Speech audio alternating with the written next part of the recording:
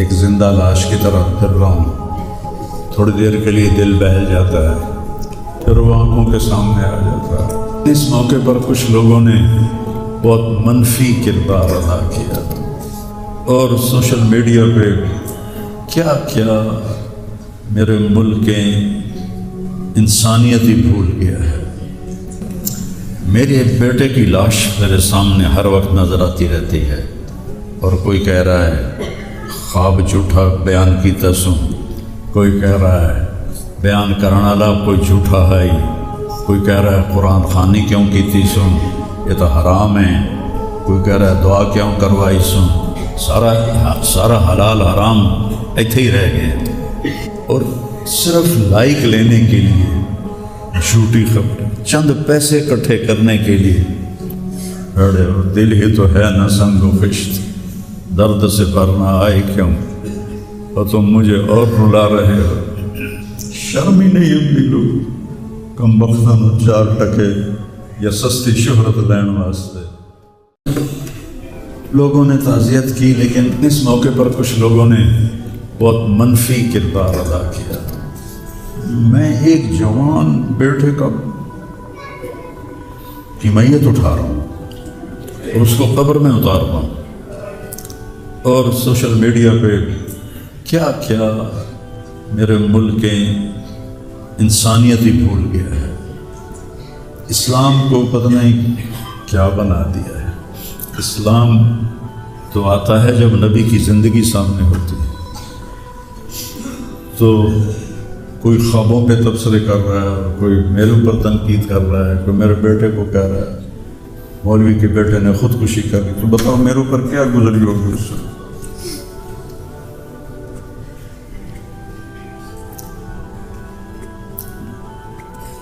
حضرت عمر ابن حفصہ سے پوچھا یا رسول اللہ سب سے اعلیٰ درجے کا اسلام کیا ہے؟ ایک گل فارمل سنیں، سب سے اعلیٰ درجے کا اسلام کیا ہے؟ آپ نے فرمایا من سلم المسلمون من لسانہ و یدہ، جو کسی کو اپنی زبان اور ہاتھ سے تکلیف نہ پہنچائے وہ سب سے اعلیٰ درجے کا مسلمان. اب یہاں حال یہ ہے کہ دنیا دار ہوں، دین دار ہوں، علماء ہوں، ان کی زبانوں سے الفاظ نہیں نکلتے، ان کی زبانوں سے آگ نکلتی ہے، ان کی زبانیں آگ برساتی ہیں. تو جب زبان آگ برسائے گی تو دل نفرت سے بھرا ہوگا. لیکن میں نے کہا یا اللہ میں نے تجھ سے وعدہ کیا تھا کہ میں اپنی وجہ سے کبھی کسی سے نفرت نہیں کروں گا، کسی سے بغض نہیں رکھوں گا، کسی سے قطع تعلق نہیں کروں گا. آج مجھے یہ وعدہ پورا کرنے میں زور لگانا پڑ رہا ہے کہ ایک طرف مجھے اپنے بیٹے کی لاش نظر آتی ہے، ایک طرف ان نادانوں کے تبصرے نظر آتے ہیں. میں کسی کا نام نہیں لیتا، بھرا پڑا سوشل میڈیا اور اتنی جھوٹی خبریں، اتنی جھوٹی خبریں، اتنی جھوٹ. زخم پہ مرہم لگاتے ہیں یا نمک چھڑکتے ہیں اور وہ اسلام سمجھ کے کرتے. میرے بیٹے کی لاش میرے سامنے ہر وقت نظر آتی رہتی ہے اور کوئی کہہ رہا ہے خواب جھوٹا بیان کیتا سوں، کوئی کہہ رہا ہے بیان کرنے والا کوئی جھوٹا ہے، کوئی کہہ رہا ہے قرآن خوانی کیوں کیتی سوں، یہ تو حرام ہے، کوئی کہہ رہا ہے دعا کیوں کروائی سوں. سارا حلال حرام ایتھے ہی رہ گئے. ایک زخمی باپ کے زخم پر پھنبا رکھنے کی بجائے میں نے بڑے انسان زندگی میں صدمے دیکھتا ہے، ناگواریاں دیکھتا ہے. میں نے بڑی بڑی ناگواریاں دیکھی، لیکن عاصم کی ناگواری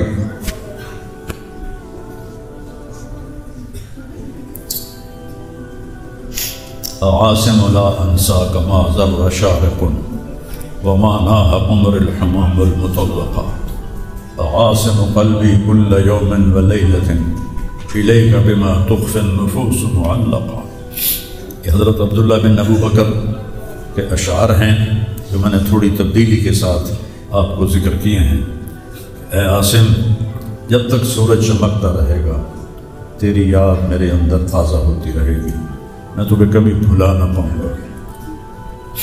اے عاصم دن ہو یا رات ہو تیری یادوں سے میرا بسیرا ہو رہا ہے. میرا دل تجھ میں دن میں بھی اٹکا ہوا ہے، رات کو بھی اٹکا ہوا ہے. یہ اس وقت میری حالت ہے. تو میں اس کانپتے ہاتھ کو دیکھتا ہوں، پھر یہ شعر پڑھتا ہوں، ترکت ابا کا مرعشتن یدا، تو نے کس حال میں باپ کو چھوڑا کہ اس کے ہاتھ کانپ رہے ہیں، وَأُمُّكَ لَا تُزِيغُ لَهَا شَرَابًا، اور تیری ماں کا سینہ اتنا گھٹ گیا ہے کہ اس کے اندر پانی بھی نہیں جا رہا، جو سب سے آسانی سے چلا جاتا ہے۔ یہ کیفیت ہو ماں باپ کی، اور کوئی مولانا اٹھ کے تبصرے کر رہا ہو، کوئی مفکر اٹھ کے تبصرے کر رہا ہو، بتاؤ میرے پر کیا گزری ہو۔ اس لیے میرے نبی نے فرمایا کہ زبان کو روکنا ساری شریعت کا خلاصہ، دین بیان کرتے ہوئے جن کی زبانیں زہر بن جائیں اور شعلے برسائیں، ان کو بھگتنا پڑے گا آخرت۔ میں نے اپنا حصہ معاف کر دیا، میں نہیں چاہتا کہ یا اللہ میں نہیں چاہتا میری توبہ کہ میری وجہ سے تیرے محبوب کے کسی امتی پر کوئی تکلیف آئے، میں نے سب معاف کر دیا، لیکن اللہ کا نظام تو چلتا ہے، اور صرف لائک لینے کے لیے جھوٹی خبر، چند پیسے اکٹھے کرنے کے لیے، وہ یہ نہیں جانتے کہ ایک باپ کا زخمی جگر اور کتنے زخم گہرے ہو جائیں گے تمہارے چند پیسوں کے لالچ، اور کرنے کو کوئی باتیں ہیں نہیں، اور جو اس قسم کی واہیات بولتا ہے اس کو لوگ سنتے بہت، کوئی مثبت بات کرتا ہے تو اس کو سنتا کوئی نہیں۔ میں نے اپنا دکھ آپ کے ساتھ شیئر کیا ہے، اور آپ کو نصیحت کرتا ہوں اپنی زبان کی حفاظت کریں۔ میرے نبی نے کبھی ممبر پہ کھڑے ہو کر کسی کو برا بھلا نہیں کہا، عبداللہ بن ابی کو بھی برا بھلا نہیں کہا، مجلس میں بیٹھ کر کسی کو برا نہیں کہا، اور تو یہ کرتا ہے، مرتے دم تک آپ نے یہ کسی کو نہیں کہا۔ کسی کی کمی بھی دیکھی تو نظریں جھکا لی، اس کی کمی کو اچھالا نہیں۔ ہمارے ہاں، ہمارے خطیبوں کے ہاں یہ دین بن چکا ہے کہ ان کے سامنے میرے نبی کی سیرت نہیں ہے، تو میں آپ کے سامنے ہاتھ جوڑتا ہوں، ویسے بھی کسی کو اپنی زبان سے دکھ نہ دیا کر۔ چہ جائے کہ ایک جوان بیٹے کی موت کا غم لیے ایک زندہ لاش پھر رہی ہو، اور اس کو پتھر مارے جائیں، اور اس پر اپنے غصے کو نکالا جائے، بڑے دکھ کی بات ہے، بڑے درد کی بات ہے۔ یہ ہماری قوم کی گراوٹ کی انتہا ہے، گراوٹ کی میں تو اس وقت پاگل تھا، جہاں سے مجھے کسی نے جھوٹا خواب بھی سنایا تو میں نے تسلی لی کہ شکر ہے میرا بیٹا، جوان بیٹے کو اللہ نہ تو اٹھاون دے ویلا بھی کھاوے، اللہ تو اٹھاون دا ویلا نہ بھی کھاوے۔ تو جو تار سے نکلی ہے وہ تم سب نے سنی ہے، جو ساز پہ بھی گزری ہے وہ کس دل کو پتہ ہے۔ یہ تو وہی جانتا ہے جس پہ یہ صدمہ گزرتا ہے، وہی جانتا ہے جس کا جگر ٹوٹے ٹوٹے ہوتا ہے۔ اوروں کو کیا پتا کہ اولاد، جوان اولاد کا، اور میرا بچہ یہ اتنا نیک تھا، کبھی غیبت نہیں کرتا تھا، کبھی غیبت نہیں کرتا، کسی سے نفرت نہیں کرتا تھا، کسی کی غیبت کرنے نہیں دیتا تھا، کسی کی برائی کرنے نہیں دیتا تھا۔ یعنی اس کی آپ بات سنو کہ یا اللہ جن جن لوگوں نے پاکستان کو لوٹا ہے اس میں جتنا میرا حصہ لوٹا ہے میں نے سب کو معاف کیا۔ ایسے اخلاق والا بچہ میرا مر جائے اور مجھ پر تان و طنز ہو رہا ہو، قرآن خوانی کیوں کرائی، کوئی کفر کر دیتا ہے، اسلام ہی چوں نکل گیا۔ یہ دیوبندی بریلویوں نے آپس میں لڑ کے پوری امت کا بھولیا بگاڑ کے رکھ دیا۔ خطیبوں نے، میں صحیح علماء کی بات نہیں کرتا، خطیب چاہے دیوبندی کے ہوں، چاہے اہل حدیثوں کے ہوں، چاہے وہ بریلویوں کے ہوں، چاہے وہ شیعوں کے ہوں، سوائے نفرت کی آگ بھڑکانے کے ان کے پاس اور کوئی موضوع ہی کوئی نہیں۔ آج میں گیا ہوں اپنے، صبح بہت میرا سر بھاری تھا تو میں سیر کے لیے فجر کے بعد نکلا، اپنے مین فارم پر پہنچا تو وہاں نوکر کھڑے تھے، تو ہمارا ایک نوکر ہے شبیر اس کا نام ہے، تو وہ میں نے ایسے ہاتھ بڑھایا ملنے کے لیے، کب میاں صاحب اصل میاں طرح ساڈے نال مل لو، انج نہ مل۔ میں کیا وہ کیوں مل رہا ہے؟ ہمارے یہاں زمینداروں میں نوکر اور زمینداروں کا آپس میں بڑا فاصلہ ہوتا ہے، وہ جب ہمیں ملتے ہیں تو یوں جھک کے ملتے ہیں یا گوڈے پکڑتے ہیں اور اپنے آپ کو پیچھے ہٹا کے کھڑے ہوتے ہیں۔ تو وہ شبو نے کہا جی ہم میاں صاحب سے ملتے تھے ایسے ہی جی میں ساڑھے نال ملتے ہیں۔ تو وہ کہتے یار تم لوگوں کو تو ملنے کا طریقہ ہی نہیں آتا، ہاتھ کھولو۔ ان کے ہاتھ کھلوا کے ان کو جفا ڈالتا تھا اور ان کے کپڑوں پہ مٹی لگی ہوتی تھی۔ ایسا میرا بیٹا گیا، نوکر کے منہ سے نوالا نکال کے اپنے منہ میں ڈال کے کھا لیتا تھا۔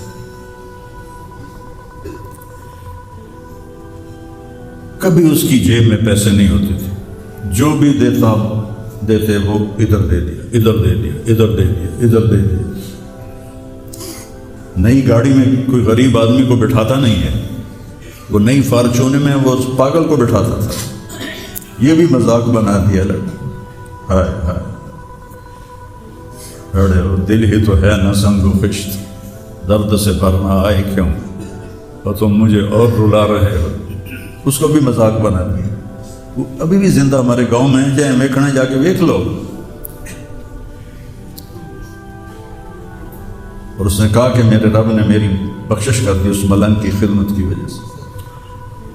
کسی پاگل دے کپڑے وٹامنا، نامامنا، وہ دے وال کٹامنا، وہ دے نو کٹامنا۔ ایک زمیندار دے بیٹے دا اے کوئی سوکھا کام، وہ دے ماں پیو نہ کر لے۔ اتنا غریبوں سے اس کو پیار تھا اور سخاوت کوٹ کوٹ کے بھری تھی، اور نوکروں کو بھی بھائی کہہ کر بلاتا تھا۔ ہم لوگ بلاتے ہیں اوے ایدے آ، ہمارے جو ہم نے اپنے والدین کو دیکھا، چاچے تائے بابے دیکھا، اوے برا کہتا بھائی ادھر آئی۔ یہ وجہ ہیرا بندے دا کھڑی جاوے جو دا کیا اس شرم ہی نہیں ہم لوگ کم بختن چار ٹکے یا سستی شہرت لین واسطے